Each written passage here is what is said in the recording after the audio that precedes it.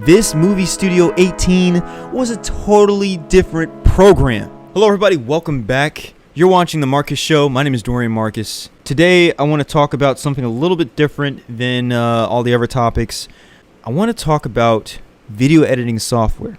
Now, this topic might not interest a lot of you, but for those of us in the community that do video editing, this topic has to be discussed because I've seen this and it's a major bait and switch situation.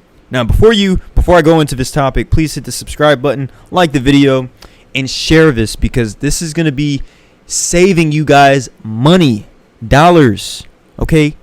Dollars. Because I don't want you to get scammed like I was about to get scammed, okay? So let me go ahead and talk about this topic. Sony Movie Studio. Some people consider it basically a watered down version of Sony Vegas. This program was like the budget friendly version of Vegas Pro, okay? Vegas Pro is like a $500, $600 like full-fledged, editing suite. It's not as advanced as like Avid or, Premiere, but Vegas does get the job done. It takes care of business. And for a while, I was using the Pro, and then when I got to school and I wanted to do the right thing, I actually purchased a license. So I ended up, settling with the Movie Studio because it did what I needed to do. And I was so used to using the Vegas Pro that Vegas Movie Studio, it was a downgrade, but I didn't need all those other, extreme features. I did miss the 3D support, but, it wasn't something that I really needed in my workflow. But I've been using Movie Studio for years. It's been my go-to software. Before I used Movie Studio, I was using Pinnacle, which a lot of folks know is a subsection of Avid, I guess. And before Pinnacle, I was using Windows Movie Maker, which we all know what that is. Anyway, the point is, Movie Studio by Vegas, Sony Vegas, that is. Sony actually developed the software in-house, and they had huge, it was a joint effort. They had several different tiers. You could get the Movie Studio, you get the Movie Studio Platinum, or you can get the Movie Studio Pro, or I'm sorry, not the Movie Studio Pro, it's Sony Vegas Pro. I guess the revenue just wasn't like it used to be for the Sony suite. So I'm assuming they sold it to a company called Magix. If you don't know anything about Magix is, I believe, a European-based company. They basically, I think they specialize in just making like consumer-based, consumer-level grade software. I know for a while, when I was trying to find a budget-friendly music-making software, I purchased a Magix. To be honest with you, I wouldn't say it was garbage, but I was able to do some stuff in the program, but it wasn't as user-friendly as GarageBand. It wasn't as intuitive, and the sounds just weren't as premium. The amount of options, the customization, all those features, it wasn't as nice as GarageBand if I had to put it on a scale. So what Magix has done is that they started buying up different companies' software packages and whatnot. So they bought up Vegas. Literally, Magix owns the Vegas program, and it's not Sony Vegas anymore. It's Magix Vegas or Magix Movie Studio. And for a while, I realized even back when I was still, doing my videos or whatnot, and I purchased a license, I had figured, okay, let me go upgrade to the latest version of Movie Studio. And I had recently purchased, I believe it was the Movie Studio Platinum 13. And this was when I really realized how bad a company can just walk backwards and just take away features and make the customer upset. You go from 12 and you're like, oh, this is the greatest software ever. This is amazing.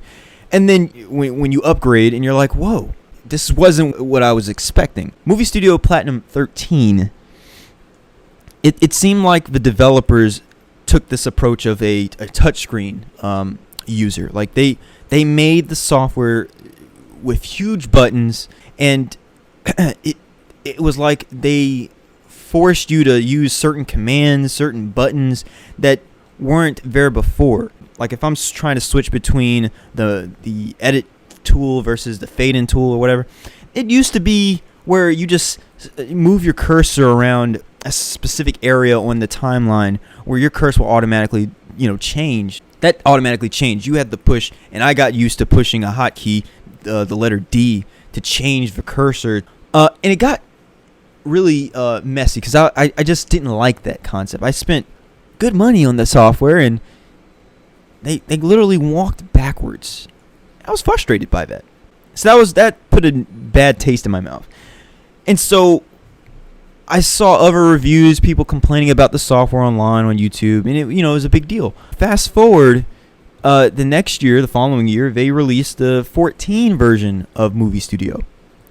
This was a major leap forward. I guess they took it. They listened to the customer base. They understood. We feel your pain. We understand the issues with the software. We're gonna fix this for you guys. We understand you guys don't like the big buttons. We're scratching that idea. We're gonna go back to the old style, and that's what they did. They went back to the old style, and things have just looked amazing.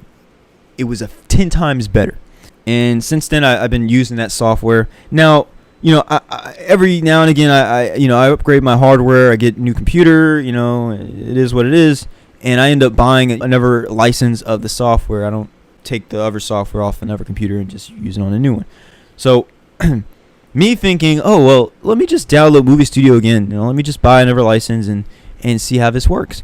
I go to Movie Studio, and I think the latest one right now is the 18 version. And I'm like, okay, this is great. I go to the website. I see a couple new features. It looks like it's going to be somewhat the same thing, but it looks like they added some new stuff. I'm like, okay, I just need the basic stuff. But, yeah, it'd be cool if you had some extra stuff in there. Mind you, I click on the link. Okay, I look at what is on there, and I'm just like, okay, let me just go ahead and download the free trial. Let me just try it out. I was this close, guys. Listen, I was this close to going ahead and just typing in my credit card information and buying this stuff.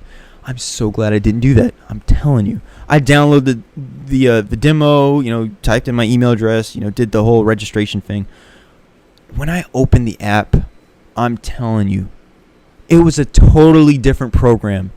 The Magix Movie Maker. The Magix Movie Studio Platinum was not that of the 14 or 15 or 16 or 17th version. This Movie Studio 18 was a totally different program. Listen, I tried for the first 5 minutes to give it a chance. I tried. I tried to add a video in there. I tried to do what I used to do, add new video clips, add a separate audio clip. I was looking at the timeline. They had where you could change between a timeline to a different, totally different user interface. I was like, what is this?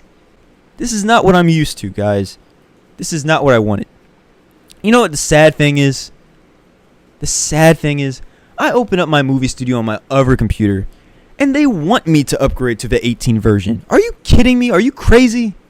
Do you really think I'm going to upgrade to your 18 version? That's a totally different program where I'm going to have to learn from scratch. And it's not even superior to the 17 or to the other versions that I have. It's a downgrade. It's worse than a downgrade. It's worse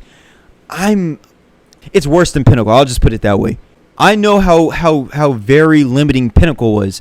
Movie Studio Platinum 18? Magix? What are you doing? You guys should be ashamed of yourself, guys. Now, I get it. Literally, Vegas, you could literally get Vegas for a fraction of the cost if you just bought the Movie Studio Platinum. I understand. Maybe the Platinum was cutting into the Vegas Pro profits.